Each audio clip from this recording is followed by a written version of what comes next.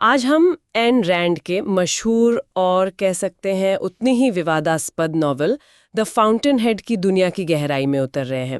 ऊपर से देखने पर यह कहानी आर्किटेक्चर और दो आर्किटेक्ट्स के बारे में लगती है, पर असल में ये इंसानी जज्बे, सिद्धांतों और समाज के साथ एक व्यक्ति के टकराव की कहानी है। बिल्कुल।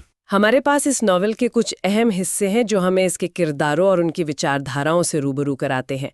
आज हमारा मिशन सिर्फ कहानी सुनाना नहीं है, बल्कि उस फिलॉसफी को समझना है जिसने इस किताब को इतना प्रभावशाली बनाया। हम देखेंगे कि कैसे ये नॉवल जीने के दो बिल्कुल अलग तरीकों की टक्कर को दिखाता है। और ये दो तरीके दो किरदारों के जरिए सामने आते हैं, हॉवर्ड रॉक और पीटर कीटिंग। ये कहानी व्यक्तिगत प्रतिभा और सामाजिक स्वीकृति के बीच की उस जंग को दिखाती है जो हमेशा से चलती आई है। हम सिर्फ ये नहीं देखेंगे कि उनके रास्ते कैसे अलग होते हैं, बल्कि ये भी समझेंगे कि उनके फैसलों के पीछे की सोच क्या थी और वो हमें इंसानी स्वभाव के बारे में क्या सिखाती है। तो चलिए इस इमारत की पहली ईंट से शुरू करते हैं। कहानी की शुरुआत में ही हमें दो बिल्कुल विपरीत किरदार मिलते हैं।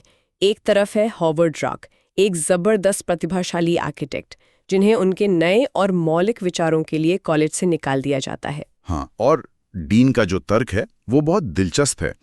वो रॉक से कहते हैं कि आर्किटेक्चर में जो कुछ भी महान था वो तो पहले ही बनाया जा चुका है, हमारा काम सिर्फ पुराने मास्टर्स की नकल करना है। ये सोच उस दुनिया को दर्शाती है जो परंपरा को, अतीत को नए विचारों से ऊपर रखती है। और रॉक इस विचार को मानने से साफ इनकार कर देते हैं।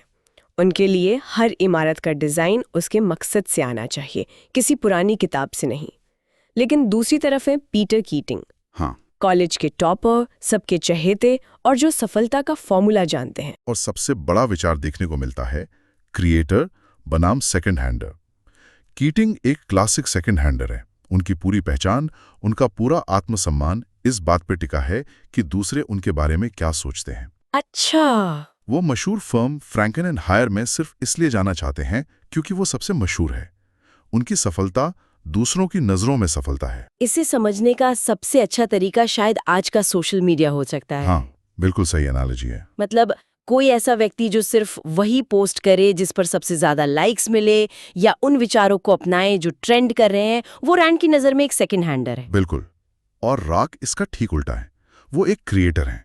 उन्हें बाहरी मान्यता की कोई जरूरत नहीं है। उनका आत्मसम्मान उनके अपने काम की सच्चाई और अखंडता से आता है, समाज के तालियों से नहीं। इसीलिए वो एक बदनाम लेकिन मौलिक सोच वाले आर्किटेक्ट हेनरी कैमरन के पास काम करने जाते हैं। हाँ, जबकि कीटिंग सफलता की बनी बनाई सीढ़ी चढ़ते हैं। ये सिर्फ दो आर्किटेक्ट्स की कहानी नहीं, बल्कि जीने के दो अलग अलग दर्शन की सीधी टक्कर है। तो रॉक अपनी शर्तों पे जीने की कोशिश कर रहे हैं, लेकिन समाज ऐसे लोगों को आसानी से स्वीकार नहीं करता। और यही कहानी में डोमिनिक फ्रैंकन की एंट्री होती है। एक तेज तर्रार, खूबसूरत और बहुत ही अजीब अखबार की कॉलमिस्ट। हाँ, और वो उसी फॉर्म के मालिक की बेटी हैं जहाँ कीटिंग काम करते हैं। सही। डोमिनिक एक बेहद जटिल किरदार हैं। वो दुनिया के औसतपन से, इसकी मीडियोक्रिटी से नफरत करती हैं। लेकिन उनकी प्रतिक्रिया बहुत अजीब है।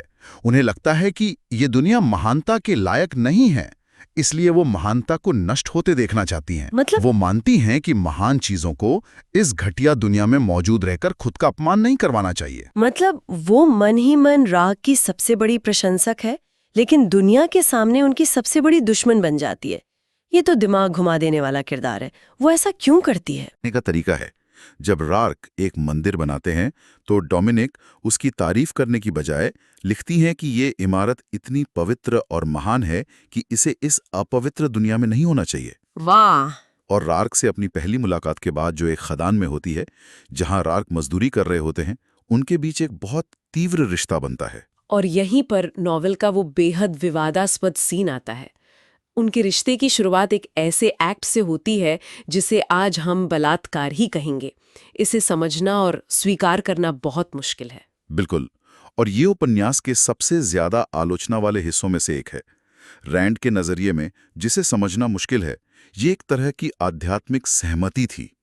उनका मानना था कि डोमिनिक मन ही मन रॉक जैसे मजबूत इंसान के सामने समर्पण करना चाहती थी, और ये सीन उसी इच्छा का एक हिंसक रूप है। ये दिखाता है कि रैंड के किरदार पारंपरिक सामाजिक नियमों या नैतिकता से नहीं चलते। उनका अपना एक अलग ही मॉरल कोड है। और खुद को सजा देने के लिए ही वो पीटर कीटिंग से शादी कर लेती हैं। हाँ, एक ऐसा आदमी जिसे वो अंदर ही अंदर तुच्छ समझती हैं। ये कमाल का विरोधाभास है। हाँ, वो दुनिया को ये दिखाना चाहती है कि देखो तुम इसी के लायक हो।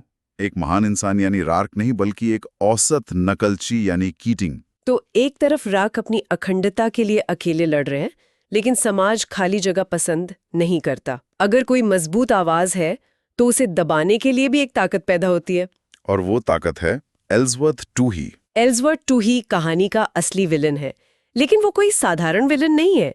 वो एक प्रभावशाली आर्किटेक्चर क्रिटिक और मानवतावादी है जो परोपकार, निस्वार्थता और सामूहिकता का उपदेश देता है।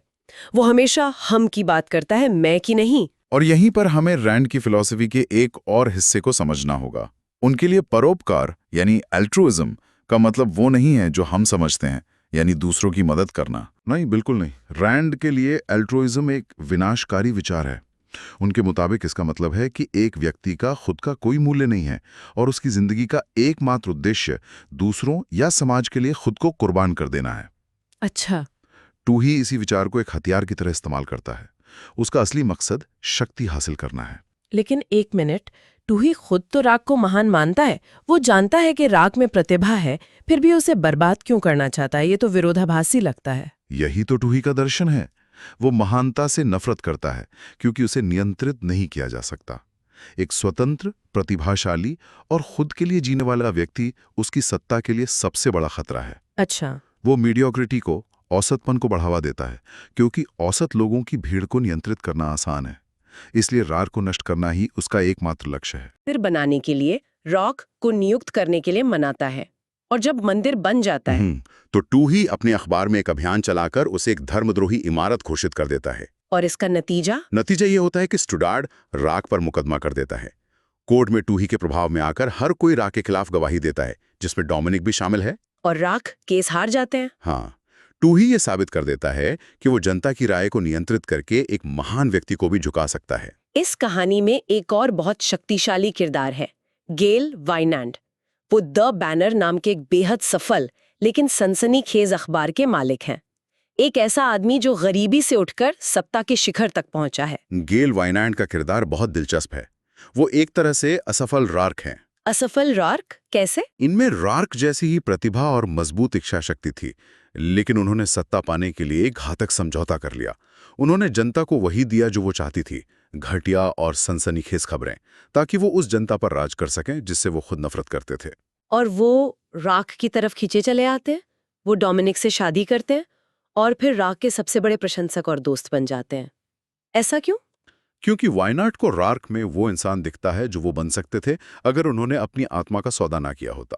उनकी दोस्ती इस बात की पड़ताल है कि क्या कोई इंसान दुनिया को अपनी शर्तों पर झुकाकर भी अपनी अखंडता बनाए रख सकता है। और वाइनांड को लगता है कि उन्होंने ऐसा कर लिया। हाँ, उन्हें लगता है कि वो अपनी शक्ति से कुछ भी कर सकते हैं, लेकिन कहानी का क्लाइमैक्स उनके इसी भ्रम को तोड़ता है। और वो क्लाइमैक्स है कोर्टलैंड होम्स प्रोजेक्ट, एक बहुत बड़ा सरकारी हाउसिंग प्रोजेक्ट जो पीटर कीटिंग को मिलता है। लेकिन कीटिंग अब पूरी तरह से खोखले हो चुके हैं, उनमें डिजाइन करने की कोई क्षमता नहीं बची है। तो हताश होकर वो रार्क के पास मदद के लिए जाते हैं। रार्क एक शर्त पर गुमनाम रूप से प्रोजेक्ट को डिजाइन करने के लिए सहमत होते हैं। क्या शर्त? कि इमारत को ठीक वैसा ही बनाया जाएगा जैसा उन्होंने डिजाइन किया है, बिना एक भी बदलाव के। ये उनके लिए पैसे या शोहरत का सवाल नहीं है, ये उनके विचार की अखंडता का सवाल है। लेकिन ऐसा होता नहीं है। कीटिंग और सरकारी कमेटी दबाव में आकर डिजाइन में बड़े बदलाव कर देते हैं, उसे सस्ता और साधारण बनाने के लिए। और जब रार्क को पता चलता है कि उनके विजन के साथ, उनके काम के साथ विश्वासघात हुआ है, तो वो उस आधी बनी इमारत को डायनामाइट से उड़ा देते हैं। ये तो बहुत ही एक्सट्रीम कदम है। हाँ, एक चरमपंथी कदम लगता है, लेकिन रैंड की फिलॉसफी में ये पूरी तरह से तार्किक है। रार्क का मानना था कि एक निर्माता का अपनी रचना पर पूरा अधिकार होता है। उस बदली हुई इमारत पर उनका नाम नहीं था, लेकिन वो उनकी आत्मा का अपमान थी।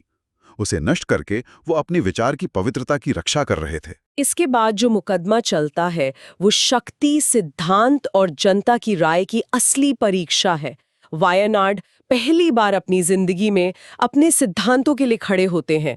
वो अपने सारे अखबारों में राख का बचाव करते हैं। हाँ, उन्हें लगता है कि उनकी शक्ति, उनके अखबारों का साम्राज्य जनता की राय को राग के पक्ष में मोड़ देगा। लेकिन वो गलत थे। कैसे? जिस जनता को उन्होंने सालों तक अपने इशारों पर नचाया था, वो अब उनके खिलाफ हो जाती है। उनके अखबार का बॉयकॉट होता है, कर्मचारी हड़ताल पर चले जाते हैं और आखिरकार वायनाड को एहसास होता है कि वो जनता का मालिक नहीं बल्कि उसका सबसे बड़ा गुलाम है। और उन्हें झुकना पड़ता है। वो राग की निंदा करते हुए एक लेख छापने पर मजबूर हो जाते हैं। ये उनकी पूरी हार है। ये उस व्यक्ति की हार है जिसने दुनिया को जीतने के लिए अपनी आत्मा से समझौता किया था। मुकदमे में राग अपना बचाव खुद करते हैं। वो कोई गवाह नहीं बुलाते, बल्कि एक भाषण देते हैं जो इस नॉवल का दार्शनिक केंद्र है। अपने भाषण में राग उन सभी विचारों को सामने रखते हैं जिन पर पूरी कहानी आधारित है। वो बताते हैं कि दुनिया में प्रगति का इंजन हमेशा एक अकेला व्यक्ति, एक क्रिएटर रहा है, जिसने पहिए का आविष्कार किया या जिसने पहली गगनचुंबी इमारत बनाई। वो अपने विजन से जीते हैं। और दूसरे होते हैं सेकंड हैंडर्स, जो सिर्फ नकल करते हैं और दूसरों की उपलब्धियों पर परजीवी की तरह जीते हैं। और वो कहते हैं कि स्वार्थ यानी ईगोइज्म एक गुण है। अब ये सुनना बहुतों को अजीब लग सकता है। क्या इसका मतलब सिर्फ खुदगर्जी नहीं है? ये एक बहुत आम आलोचना है, लेकिन रैंड के नज़रिए से ईगोइज्म का मतलब दूसरों को कुचलना नहीं बल्कि आत्मसम्मान है। उनका तर्क है कि एक व्यक्ति का पहला कर्तव्य अपनी प्रतिभा, अपने दिमाग और अपनी खुशी के प्रति है। जब एक व्यक्ति पहले खुद के लिए जीता है और अपनी पूरी क्षमता से काम करता है, तभी वो समाज को कुछ मूल्यवान दे सकता है। जैसे एक डॉक्टर? हाँ, एक डॉक्टर पहले एक बेहतरीन डॉक्टर बनता है, फिर वो मरीजों की जान बचाता है। उसका पहला कर्तव्य अपनी प्रतिभा के प्रति है। और उनका सबसे प्रसिद्ध वाक्य है, मैंने कभी दूसरों के लिए नहीं जिया और न ही कभी किसी से कहा कि वो मेरे लिए जिए। उनका ये तर्क जूरी को यकीन दिला देता है और उन्हें दोषी नहीं पाया जाता। इस फैसले के बाद एक पूरी तरह से टूट चुके वायनाड राग को बुलाते हैं। अपनी हार स्वीकार करते हुए वो अपना अखबार द बैनर बंद कर देते हैं और राग को अपनी जिंदगी का आखिरी और सबसे बड़ा काम सौंपते हैं, न्यूयॉर्क शहर की सबसे ऊंची इमारत वायनाड बिल्डिंग बनाने का। और वो कहते हैं कि ये इमारत उस इंसान के लिए एक स्मारक होगी जो गैल वायनाड हो सकता था। बिल्कुल। और अंत में हम डोमिनिक को देखते हैं जो अब रार्क के साथ है। वो निर्माणाधीन वायनाड बिल्डिंग के ऊपर जा रही हैं, जहां रार्क आसमान के सामने अकेले खड़े हैं। ये रार्क के सिद्धांतों और उनके अटूट व्यक्तित्व की जीत का प्रतीक है। बिल्कुल। ये कहानी सिर्फ आर्किटेक्चर के बारे में नहीं है। ये व्यक्ति बनाम समूह, अखंडता बनाम समझौता और सफलता के सही अर्थ के बारे में गहरे सवाल उठाती है। ये पूछती है कि क्या एक व्यक्ति को अपने विचारों के प्रति सच्चा रहना चाहिए, भले ही पूरी दुनिया उसके खिलाफ क्यों ना हो जाए। और यहाँ श्रोताओं के लिए एक विचार छोड़ जाते हैं। ये नॉवल व्यक्तिगत प्रतिभा और सिद्धांतों को किसी भी सामाजिक दबाव से ऊपर रखता है।